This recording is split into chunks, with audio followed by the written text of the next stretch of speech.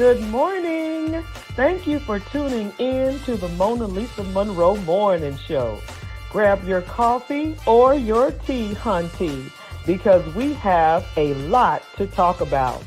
But before we get started on those red hot topics, please go to my website, www.monalisamonroe.com. We've got t-shirts, we've got mugs, we've got toast. Believe me, we've got you covered. And also, you could purchase my book, Life After the Diagnosis. If you know a survivor or you are a survivor, this is the book that you need. Well, let's go ahead and get this party started right, shall we?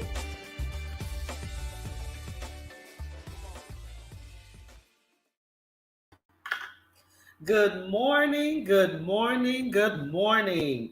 Welcome to the Mona Lisa Monroe Morning Show, honey. Go grab your coffee and we got some tea and let's talk about some things.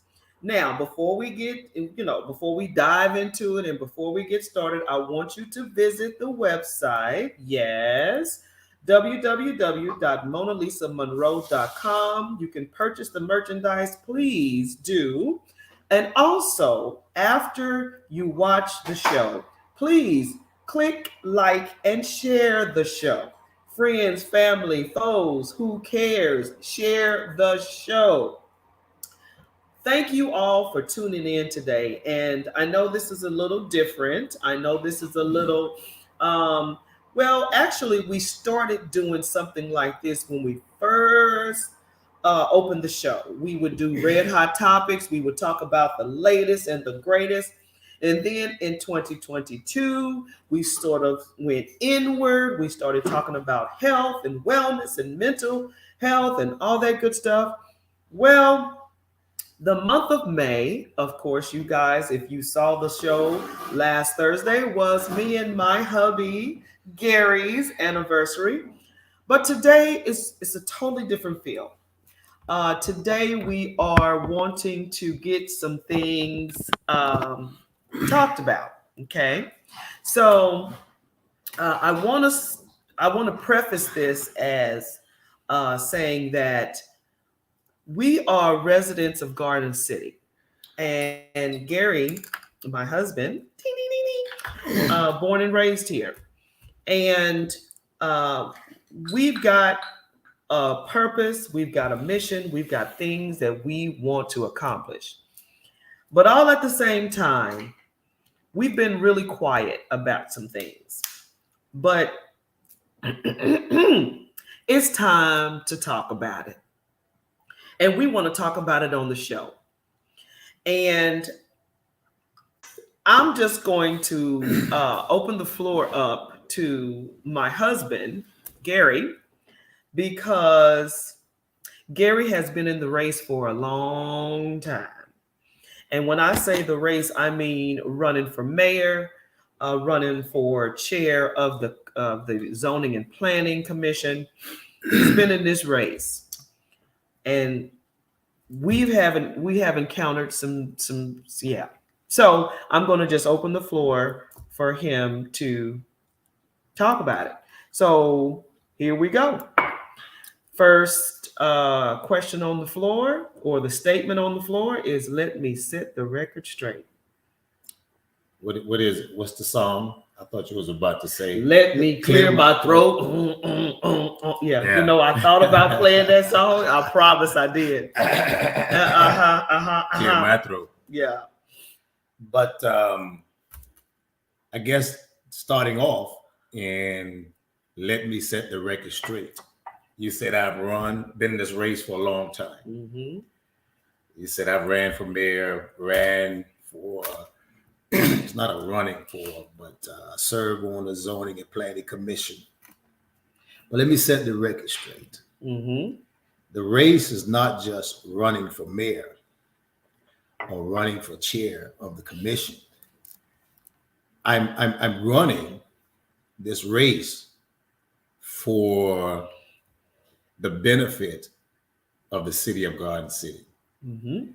It's not just a heart's desire, but it's a calling to rebuild, revitalize, and restore the not only the physicality of the city of Garden City, but restore a spirit of what we used to say back in the day, West Side pride.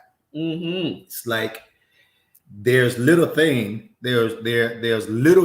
essentially we can be proud of in the city of Garden City today, unfortunately.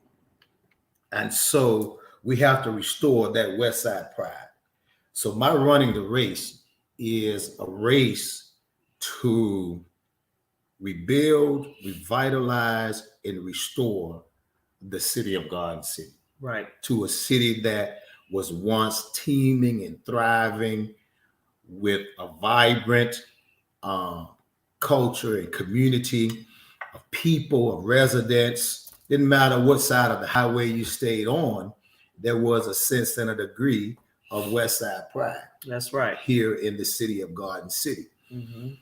And, you know, when you have a heart for the people, when you have a heart to do good, and let me say this, just because you desire to do good, that doesn't mean it's going to be received with open arms. That's right. That's right. You understand? I think we were having this conversation the other day. The word of God states that of Jesus, he went about doing good. Correct. The whole premise and nature of him being in earth amongst us was to go about doing good. That's right. And not just for himself, not just for his own glory or pats on the back. He came that we might be saved. Correct. Okay, so him going about doing good was for the people that he came to save. And they weren't always happy about it. And they wasn't happy about it. And it's funny that and not only so you have two segments of people. That's right. That you have the Pharisees and the Sadducees who were the status quo. Right? So we know the status quo wants to hold on to their power and position because it is financially beneficial for them. That's right. The pigs, when he put the spirits, the demons in the pigs, and they were mad about it because the pigs that was the money. Right. You go back to when they stoned Stephen. Mm-hmm. They stoned Stephen, right? Because here it is, through the ministry of Stephen, they were losing money. Mm-hmm. And not only just greater than losing money, they were losing their fame. Right. They were losing their status. That was in the what community. I was just going to say. Because people began to follow Stephen. People began, it's just like Saul and David, where Saul, where they were hurrah for David, right? 10,000 for David, Saul killed and his thousands for Saul. David killed his 10,000. Right. Saul, was envious of that. That's right. So they began to lose their status. Yeah. They began to just lose their prominence, their influence in the community, and so. I mean, when you look at, and I'm setting it up. When you look at Mordecai in the book of in Ruth, that it said Haman despised the very appearance, of Mordecai. Correct. Did not do anything to them, but they despised the very appearance. So put a pin right there. As you walk this walk in Garden City, I have seen it firsthand. When you arrive on the scene, there is hatred, there is despising your very presence, and then don't let you speak. Mhm. It's like they start to get antsy or something. Well, it was said by a council member a while back that when we first began this, that when we had communication, he was like, "Hey, man, they despise your very appearance. They despise the way you walk, the way you talk and communicate. They can't stand your voice, to hear your voice. To hear your Now, voice. this came from a council member. I mean, it need be, I'm not person to name drop here and there, but if it need be that we get to a place that we start talking about things in the city where we need to start, Well, as they say, calling a spade in that sense. But this is where we are. But let me say this. I'm not surprised by that, though. Well, see, because you live here. No. It's not because I live here. Okay. Like I'm alluding to. Mm-hmm. I was sent. Okay. When I was in Bermuda, God put in my spirit that my time in Bermuda was up. Mm-hmm. Mm-hmm. It was my purpose for going to Bermuda had been accomplished. Okay. And greater than me going to accomplish a work in Bermuda, God accomplished a work in me in Bermuda. Okay. Because it's almost like what's greater than taking the people to the promised land? Mm-hmm. And that is bringing the spirit of the promised land back to the people. That's if the people want it. Well, and so absolutely. So my promised land was living in Bermuda for 7 years. Yeah. A place of prosperity. Yeah. A picturesque place, whereas it's beautiful, it's amazing. The quality of life is unmatched. But if no one has ever experienced that, or even can't even fathom that, by you trying to bring it to them, there's a rejection there. And we could have absolutely because again, and so let me share this. So my calling in moving back is the book of Nehemiah. Okay. And it was in Nehemiah chapter 2, verse 5 that summed it up.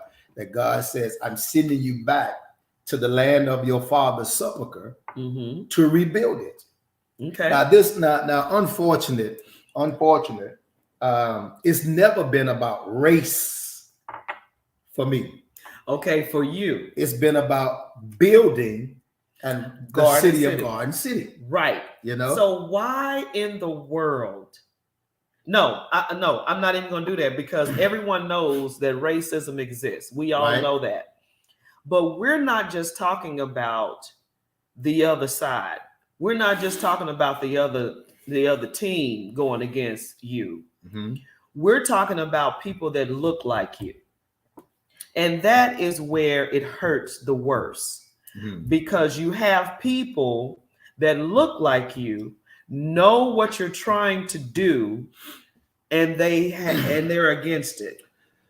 Well, again, so let me, and we're setting the record straight. We're laying it out there. Yeah. So in that same scripture, we know that in Nehemiah there were this opposition. Correct. Sanballat and Tobias. Correct. Right. And the vitriol that Sanballat had for Nehemiah, as the word of God dictates, that his displeasure with Nehemiah and hate for Nehemiah was that they saw somebody who came back that cared for the city. So that right there is something, because it's biblical and it's there and it's real. Because here you are having a person coming back to Garden City, Mm-hmm. wanting to do good for Garden For City. the entire city. For the entire, as for the entire all city, of Garden all City. of Garden City, Yeah. not just a part of Garden City, but all of Garden City, and yet you get Yeah, you get, and that's because again, you are impinging upon the, I won't say livelihood, but you're impinging upon the status quo in that So- sense. And not just the status quo, but you know, people have different agendas for why they do what they do. get involved. Okay. Okay. For why they get involved. Some for status, some for staging, some for recognition, right? Some just to be a Status, politician, recognition, just to be a politician, eat a steak. In that respect or regard. But for me, it's never been about being a politician just to be a politician, to be a mayor just to be a mayor. You know. So let's put you in the hot seat. Let's set the record straight. To make it very clear to my audience, to Garden City, to everyone around the U.S. that watches this show, and trust and believe this show is viral. To set the record straight, why do you want to run for mayor? Well, I mean, I just summarized it. First of all, it's a calling. Okay. For those who don't understand, it's a calling to fulfill. And I'm going to say, the one council member, Marshall Daniel, approached me one day when I was campaigning. And here's the funniest thing to me, that everybody that now has a dislike for me, when they first met me, they liked you. They loved me. When they first saw the plan that I presented to them, they thought it was great. It was awesome. It was awesome. That was Marsha Daniel. That was, we name dropping. There's Bessie Kigleiter. That it's not name dropping. It's just that you call it their communicating name. With. It was the Mayor Don Bethune. It was Mayor Pro Tem Bruce Campbell, Councilman Lassiter, Councilman Morris. Everybody sees the plan and is like, man, you loves know what? The plan. This is great for our city. Okay. And so Marsha Daniel she loved the plan so much that she has a friend, I think that's in engineering or something, and she wanted her to meet me to look at the viability of the plan. So I met with the friend on a number of occasions, and they thought it was the best plan ever to restore, rebuild, and revitalize the city of Garden City. Okay. But yet still, people seem to get on council or get elected, and then there's an environment that poisons, seemingly, the mindset of the people that within a month, seemingly, of being on council, people seem to turn against you. So you're saying that bad company corrupts good morals? Is that what you're saying? Well, I mean, hey, that's a word. That's from the word. That's how about this part? Whatever's in the heart, sooner or later it's going to come out, manifest itself. So in the true intent is going to come out. That is true. Right. So if you always been true, then you'll always be true. And one thing about me and everyone who's been involved in rebuilding the city of Garden City and who's been involved since I've been back, and I got involved in 2008. And so I've been consistent. I've been consistent in what I've been saying.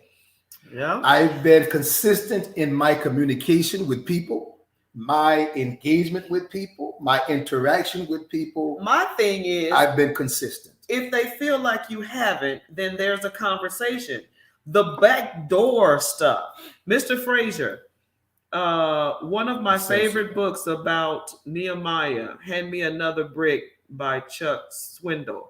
Perhaps you have it. Continue to be the Nehemiahs for such a time as this. A to the man. Thank you, Mr. Frazier. It's funny, Mr. Frazier, that I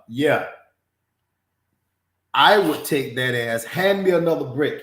Hand me another brick. So I could build this wall. Yeah. But others are saying, hand me a brick so I can throw it. So I can hit Reverend Monroe in the head. So I can throw it. And and that's the word too. But Bishop was just talking about that. If you don't have haters, then you're not doing something right. Absolutely. So I understand the concept of haters. I can appreciate the haters. The haters elevate you to do what you need to do. Absolutely. And it's actually a confirmation.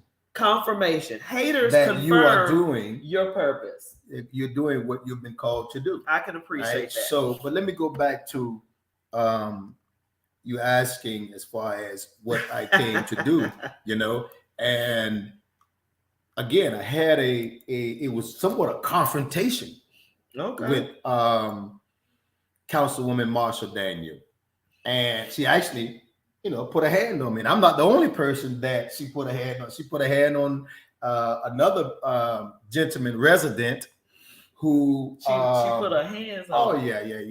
That this was before I came, y'all. That was after a debate. And we've always had a pleasant spirit about it, right? And everything. But she said to me, why don't you leave us alone? Why don't you leave us alone? Why don't you leave us alone? I'm campaigning, and stopped and had this conversation with her. I saw her and said, why don't you leave us alone? Who is us? That's a question to ask. Who is us? And then she asks, what do you want? What do you want? And what do you want to do? Why are you running? Like, what's the reason for your running? Okay. And so, I shared with her, but before I asked her, before I answered the question, I say, well, why did you run? And she said, I ran because I was angry. I said, well, I didn't run because I was angry. Why did you run? I'm running because I was called to run. See, that's the thing. I answered the call. Everybody understands that. I ran because I have a vision. See, and that's what I'm thinking. I'm running because I have a love for the city of Garden City. That's what I'm thinking. People just don't understand. When you're called to something, they don't understand that. Either they don't understand it or they don't receive it in that manner. So I'm I know why. The people that are close to you know why, because you love Garden City, and the energy, the spirit of it all is because you're called to Garden City. That's just it. Yeah. That's it. So and that's the power of my endurance. Right. You say, well, how can you keep coming? How can you keep going, advocating, and when you are going into rooms where you are hated, where you are despised, the atmosphere is thick. Well, you got to say, hey man, it's because me running is not for those who against me. I'm running to answer God's call to revitalize and restore and rebuild this city. Okay. And it's an insatiable love and passion that you have, like Jeremiah. Now there are times now, trust me, over the last 15 years, over the last 13 to 15 years, trust me, there have been times when you want to throw in the hat. Okay. There have been times when you want to say, listen, man, these people just don't want better. They just don't. They're fighting against the one who is trying to do something good, and you want to give in and give up. I mean, and it's crazy, but I totally get Martin Luther King. I totally get the whole thing when he had pastors going against him, when he had people that look like him going against him. It's like I totally get it now because I see it. It's, I never would have believed it, but I see it. So I owe you the truth. So this particular statement here is, we're going to tell you the truth about something that has been circulating in Garden City. So if you saw it, you received it, you heard about it, whatever, we're about to set the record straight right now. Right. So we're gonna give you a little history about it, and then we owe you the truth, okay? So Gary Monroe, my husband, is running for chair of the Planning and Zoning Commission. And a lot of people are not liking that. And you got to ask them why. Oh, yeah. Like we care. Like no.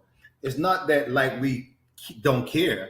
That's not the position. Why? But it's why? It's just a question of why. Why don't you want Gary to be chair? So it has been brought to Gary's attention. Go ahead, honey. Well, I received, give a little background. Well, I'll say there's been a text message circulating under the guise that I generated this text. The text is actually signed essentially Gary Monroe, right? There's also been emails circulating amongst other commissioners, and I don't know who else received these emails, but some of the commissioners, mentioned this to me at the commission meeting the other night. And the text message, false text, essentially, the text message, well, okay, to put it into context, we are, in fact, it is what, May? So we are 5 months into the year, and we are just now voting who's to be the commission chair, commission vice chair, and I believe the parliament. We're now just voting, and we are supposed to make this vote. This is supposed to happen every year at the beginning of the year, January. But we're now just doing it May. Right. So we had the nominations at our last meeting. So I don't know, about 2 weeks afterwards, there was a text message being generated, and it was me addressing one of the commissioners, and asking a favor to pass out gift cards. I don't know, it wasn't necessarily gift cards specifically, but gifts, and asking a person to do something, a favor for me, that I'm going to be passing out these gifts, I don't know, to other commissioners, staff members, or whatever, signed Gary Monroe, as if I'm trying to buy or persuade people to vote for me. I don't know. So, and then there was an email circulated, and the email suggests, as one of my commissioner, my colleagues stated, with Ashley and Nancy Cox, both of them stated, yeah, man, I received this email and about a gift, about this, about that. My colleague Nancy, she went on to say that in one instance, it was asking them for money. I don't know whether to donate or asking me for money, and but it was all made up. It's all bogus, of course. The text and the email, Gary did not send, period. Yeah. So if you received a text or an email from Gary Monroe, it's false. Well, it's funny because the people that communicated with me about the text and the email, they all said one thing that was unanimous among them all. The language in the text and the email, they stated, this doesn't sound like Reverend Monroe. Right. This doesn't sound like Gary. And that's the thing to me. It's like the words, the voice, the tone, the way he states his narrative, and these emails and these texts are so ignorant. It's not from Gary Monroe. So, and it's not just that. It's not just saying terminologies, but in some of the name usage, and that I don't even address people by. But in either case, this email and this text went out, and for whatever reason, for me personally, I've been asked, well, what have you done about it? What are you going to do about it? I said, what am I going to do about it? I'm not doing anything about it because I'm not worried. It's nothing that I have to worry about. I didn't generate them. I'm just speaking to you all that if you all receive these text messages or if you all receive these emails, and it's funny because, when you look at the text message, it clearly has someone else's number on it. And that's the thing, because I think it's being forwarded from whoever's number or whatever the case may be. But the reason why we brought it forth today is because you're running for mayor in the next year. And we don't want this to hinder, mess with, whatever you want to call it, your chances in the future for running for mayor. Whoever... I'm just not worried about that. I understand. I live in such a way, for me, I don't have to defend my character and conduct. Now, I'm not saying I'm a saint. I'm not saying I don't have skeletons in the closet. I'm not saying that I'm this perfect human being or what have you, or whatnot. But, right, wrong, or indifferent, I don't have to hide who I am. That's just me. I live a life. I'm an open book, and I have no fear and concern of what someone think they can do to me. I have no fear of that. I totally understand. I really, really do.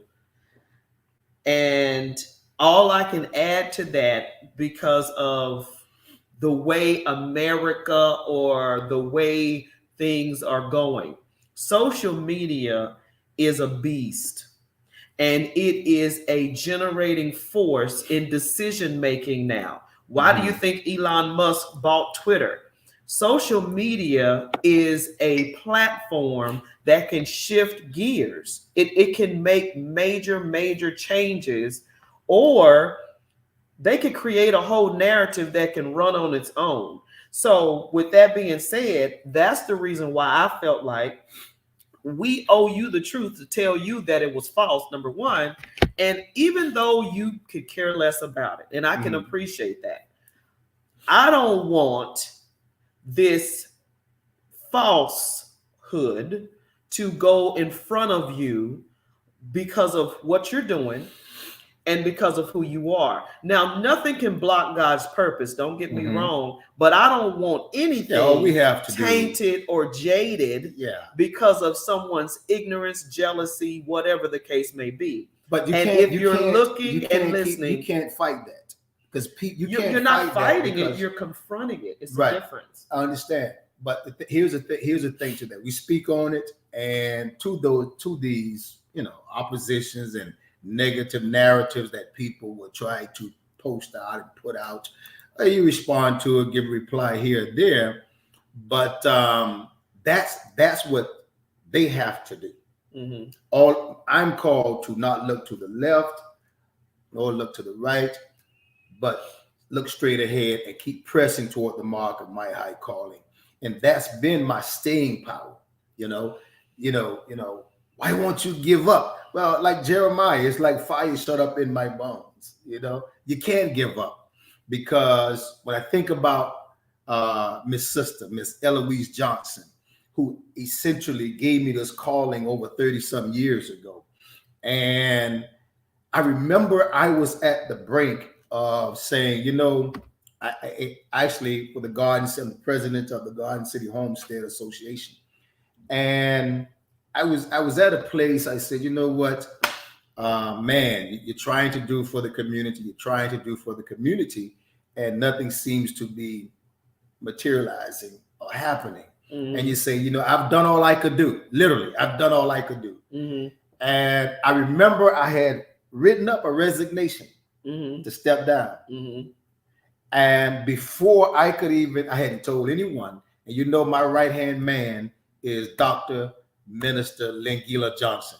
Mm-hmm. I hadn't even discussed this with him or the secretary or the administrator, Miss Sabrina Mack, who I confide everything to them with regard to the community and the organization. I didn't say a word. And that night, just before I was preparing to get up, Miss Eloise Johnson,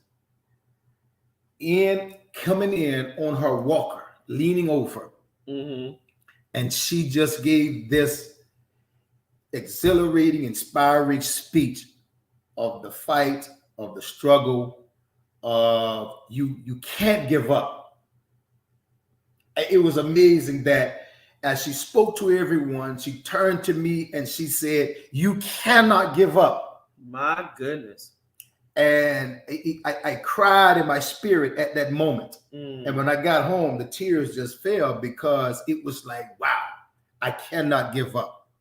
And, so, again, your drive and your determination is to do the will of God for the good of the people, the city and citizens of Garden City. And that's your impetus. That's your motivation. Well, I tell you, staying power. That call is very heavy, and that purpose is very, to whom much is given, much is required. And you definitely got to do this with the grace of God, because it's very disheartening to do for the people and love on the people and don't receive it back. And as a wife of a visionary, as a wife of a leader, as a wife of a change maker, atmosphere shifter,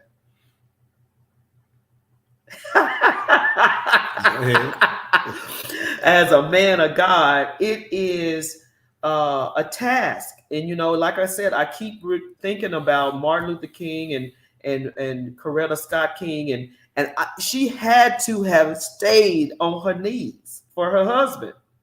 And that's what I continue to do. And it is hard at times for me not to speak of anything in the flesh, because this mouth pops off, and I know that would mess up some things. So I just, woo, Lord, Lord Almighty. But I wanted to have the show so this platform can be used, as well as be something that we could sort of push forth a different narrative, because I don't know what you think about us. I don't know what you think about me. And, I just want you to know this is who we are. This is what we're trying to do. We're not trying to be whatever, people call us this, the power couple, I mean, we thank you, but all at the same time, it's heavy. It beats us up. It's a calling to fulfill, and listen, let me say to all the adjectives you just used to express your feelings toward me, as well as all the commendations that people make in regard to you and I being this awesome couple, power couple. And I learned this from Bishop Willie Farrell, powerful man of God, and he would say, many don't encourage me, and few don't discourage me. I'll do it because of the love of God in me. Mm-hmm. So while I can appreciate the love being shown from you to me, the love being shown from people to us, I could appreciate that. But I do this but for the love of God, but for the praise of God, but for the glory of God. That's why I do this. I'm human just like everybody else. No, of course. Yeah. Not necessarily you have to pat me on the back, but it's motivating when someone say to you, "You're doing a good job." Correct. You know, but you know, even in that, while I'm receptive to individuals or people in general saying that you're doing a good job, the greatest compliment and motivation that I ever got, and it's all I ever need, essentially, was to hear my parents say before they passed. My mom said, "Bo, we are proud of you." Yeah. And everybody, Yeah. my mom, she would express her love. She was Right. verbal in expressing that. Right. But everybody knows my father, he was a man's man. Right. And all my life, you know, he expressed his love for me by providing a home for our family, by going to work, Mm-hmm. by being at all of our sports games, whether it was football, baseball, or basketball. And his physical expression of love would always be him hitting me into my chest saying, "Hey, what's up, homeboy? You all right?" That's how he would express his love. "Hey, what's up, homeboy? You all right?" But I heard him say, and I'm going to share this. It was one of the years, could have been the first championship that Michael Jordan won. Mm-hmm. And when he won it, his father was there celebrating with him. Mm-hmm. And I was to the house with my father watching the basketball game. Mm-hmm. And I remember my father just sitting there looking, and he wasn't looking at Michael Jordan. He wasn't looking at the trophy. Mm-hmm. He was looking at Michael Jordan's father. And he said, "Man, I know that man must be proud of his son." And I'm watching him watch Michael Jordan's father looking at Michael. That's huge. Right? And I remember saying, "Man, I want him to look at me like that one day." Right? I totally get that. I totally get that. So we fast forward 20 mm-hmm. plus years forward, and I moved back home, and now I'm somewhat his caretaker. Right. I'm starting the ministry. I'm working in the community, going about doing good, helping people.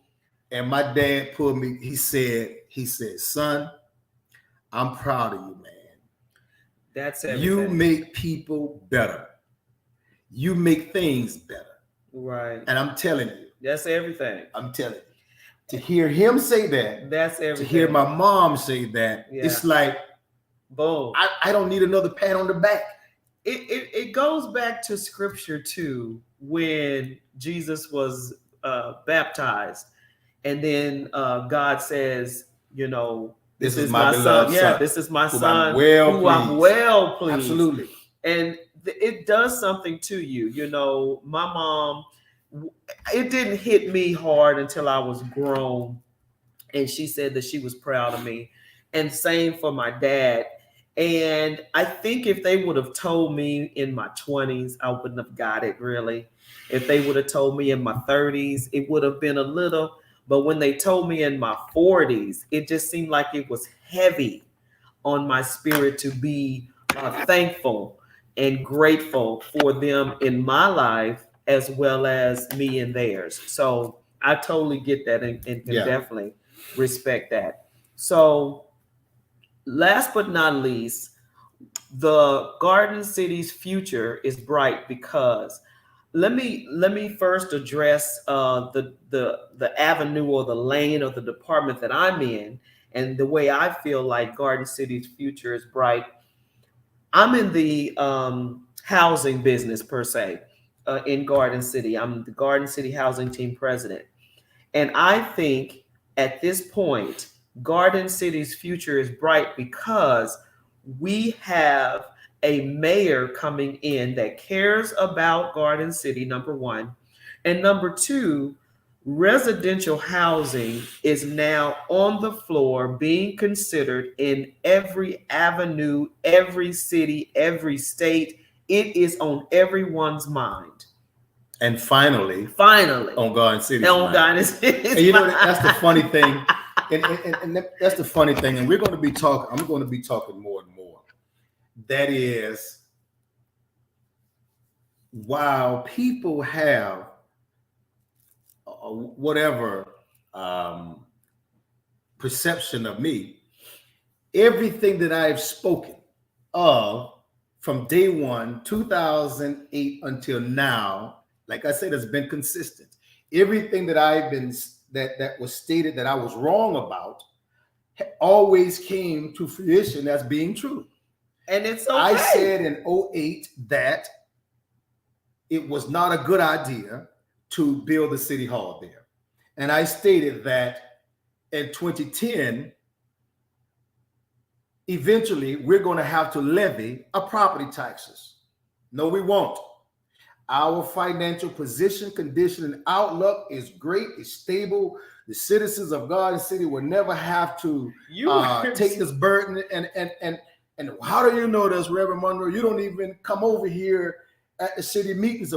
When you read the budget, honey, and you realize that you have close to $1 million shortfall in 2 or 3 consecutive years, you realize that ultimately, honey, your general fund is going from 14.7 million, which it has the highest it's ever been in the year, I don't know, 2009. And within 5 years, your end of year fund balance is 3.2 million. Honey, you have a vision, right, that no one else saw. You were just ahead of your time. I mean, I don't know what else to say. Everything that you have said, that you have done, has came into fruition because you saw it. So yeah. I really, my thing is, they didn't hear it because they couldn't see it. It's just like and prophecy. It's also because of who was saying it. We don't want to receive that it because who was saying it. That too. Okay. So the Garden City's future is bright because now the prophecy has been revealed and it's basically getting played out right now. That now we need residential housing on residential development, residential housing. No, we're gonna build out this city hall. We're gonna build out this town center. And trust me, when I say to you, citizens of Garden City, that we have invested over $45 million into this city hall and town center, when I say to no avail, I mean to no avail. That's hard to believe. To the point whereas we don't own anything over here except the foundation that the city hall sits on. And really, we don't even own that because they sold us on the fact that the city hall's loan debt will come to maturity in 2019. What year is this? 2022. It's 2022. Yeah. And year after year after year, we keep refinancing that loan, extending its maturity date. 5 years later, 10 years, I don't know. I'll have that number for you maybe the next time, or when it is supposed to come to maturity now. And that's the thing. There's a running of the country. There is a time, like Mr. Frazier said, everything is being placed where it's being placed. People are being placed in positions for such a time as this. And it just so happened, your girl Mona Lisa is over the housing department. I'm telling you right now, people that know me, know my history. I have a passion. I have a strong passion in this area because I lived this life. I lived it. It's not what the kids say. I'm not new to this. I'm true to this. I get it. And God knew that I was going to not just have knowledge in it, but have compassion and empathy for the people that are going through it. So that is the future that I see for Garden City when it comes to housing. It is very, very bright, and I am looking forward to doing the most. And let me say, Garden City's future, to your question, is bright because of what? Garden City's future is bright because the glory of God will shine. Mm-hmm. No doubt. No doubt. The glory of God is going to shine. And the brilliancy of that glow is going to illuminate this region and set the world on fire. Yeah. Okay. And I say that because the word of God states that the people who sat in darkness saw a great light. That's my hope. That's my prayer. That's my plea. That's my petition. That the people, the citizens of Garden City, will see a great light. And on that, we only have a few minutes left. That you will see the light. If I had to make a closing remark, a statement here today, it would be,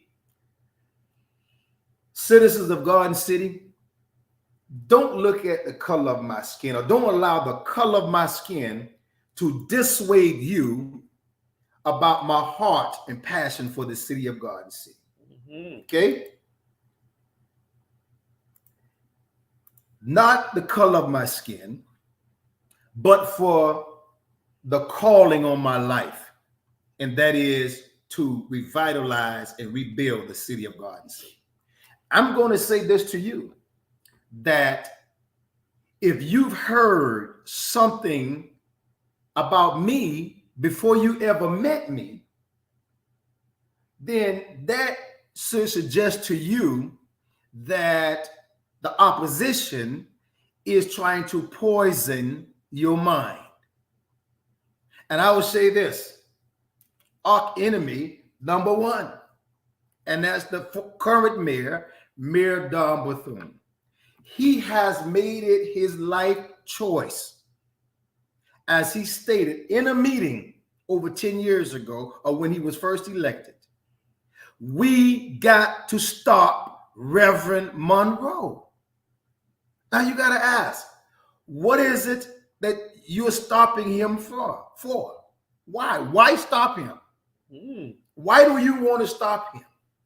He stated to me when he initially ran for mayor, we were at the motorcycle shop on 21. They were having a show there that morning or afternoon.